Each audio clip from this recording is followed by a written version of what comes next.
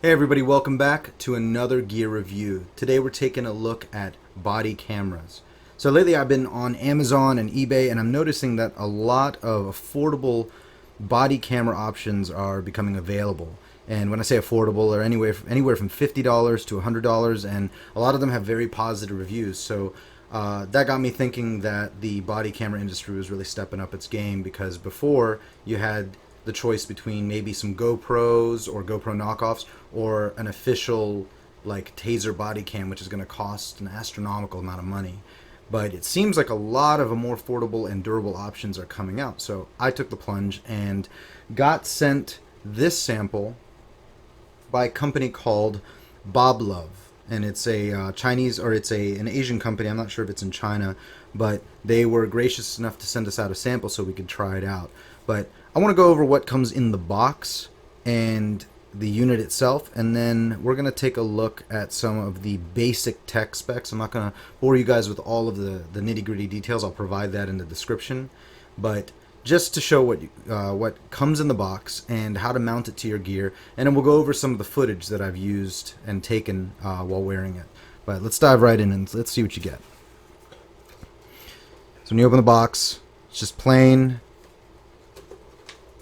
Right away you're greeted with the unit. Right there. It has an LCD screen, which is pretty cool. So we'll go over this in just a second. Underneath, you got some instructions. It came with a really good set of instructions, actually. It's in English, and it's pretty easy to understand. So it'll go over all of the functions of the camera, how to store, edit, delete, all that stuff. It comes with this clip, which if I'll provide a picture to show you how it's used, but it clips on a button of like a button-up shirt or a polo, and it can hang down, so you don't have to be wearing gear to use this. You can also clip a piece of clothing, a belt, and that's the attachment point. It goes, let's see if I can do this from behind the camera. Just like that. This flips up. It can hang. I saw a picture where this was hanging from a lapel, like one of those lapel loops. So that's pretty neat. I don't know how. I don't know if I would do that, because it seems like it's probably not going to stay if you get in a tussle with somebody. But it does come with that option, so you don't have to be wearing like a molly vest or anything like that. So that's pretty neat. Comes with more paperwork. Try not to eat these guys. I know they probably taste great, but they're bad for you. And it comes with a 1-year warranty. So that's really cool. So let's talk about the camera itself, right?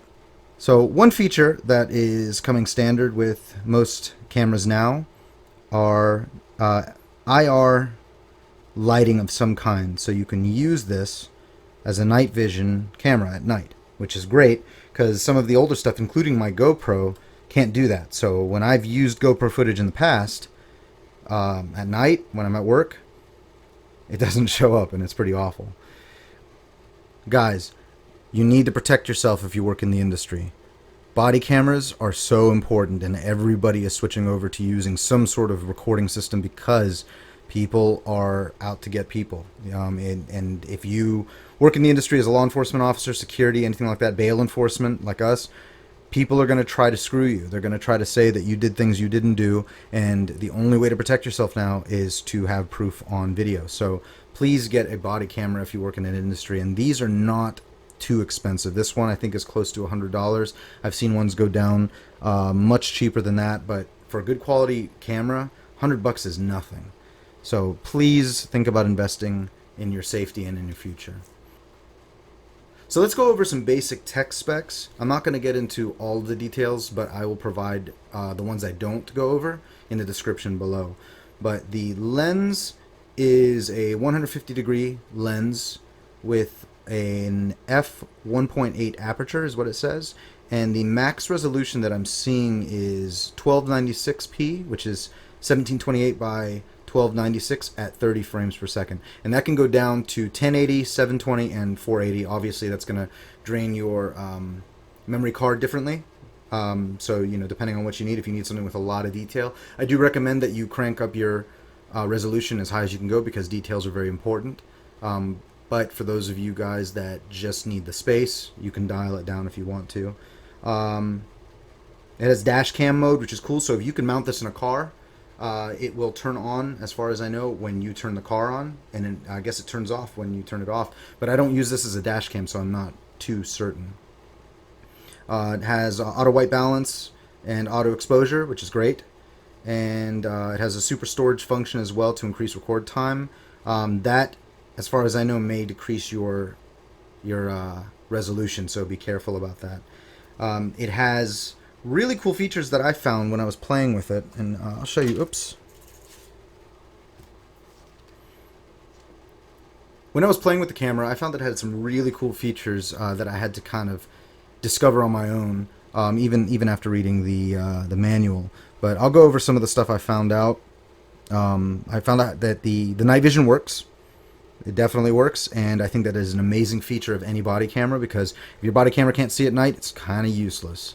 So these right here are LED lights, and they do give off a faint red glow, so they can be seen in pitch black darkness, but they're not super bright. One of these is an LED light. It's a bright LED light, so if you need to read something and you don't feel like whipping out your flashlight or your phone, you can flip that on with a push of a button. There's also a red laser, and I think that roughly coaxials with the lens, so wherever it's pointing, it's pretty much going to be there. It has a speaker, so you can do playback. Different buttons and functions. You have it can take pictures and record. So picture, record. Has its navigation buttons here, and I'll power it on so you can see what it looks like in the back. So really cool. You can see exactly what you recorded, and yeah, you have all the different buttons over here. And like I said, the IR illuminators work really well, so this can see in day and night. One thing I will say that I wish this thing had was an auto night vision mode, so once it detects that there's low light, it'll automatically switch. This does not do that. You have to manually do that. I haven't found a way to turn it to an automatic setting, but maybe it doesn't have that. But you have to flip it on when you think it's dark. So if you're searching closets, if you're going through dark hallways, or if it's just nighttime and there's no ambient light, you need to switch this bad boy over to night vision so you can see what you're looking at. It has its ports here, so for charging and for transferring files, and of course it has an attachment slot here. So let's take a look at how I chose to mount this camera.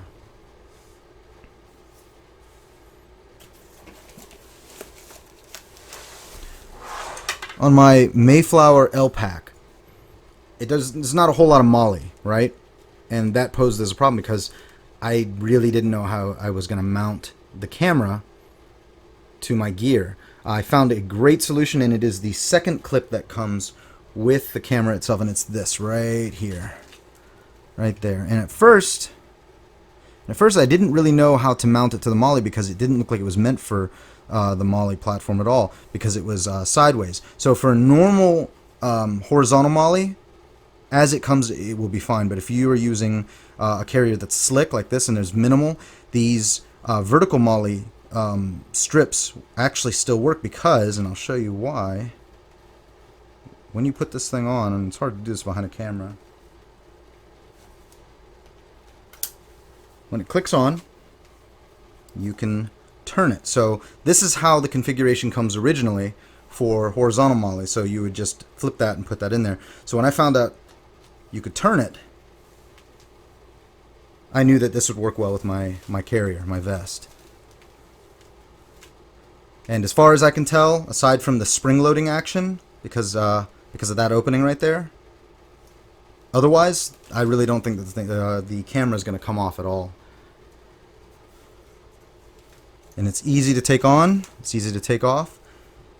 And this clip has a raised portion here to interface with the Molly, it's not going to go anywhere. Lastly, we've included some range time footage with the Boblov camera to show you what it looks and sounds like mounted while shooting. We hope you guys have enjoyed our review of the camera, and we hope to see you soon. Stay tuned for more gear reviews and pro tips. Thanks.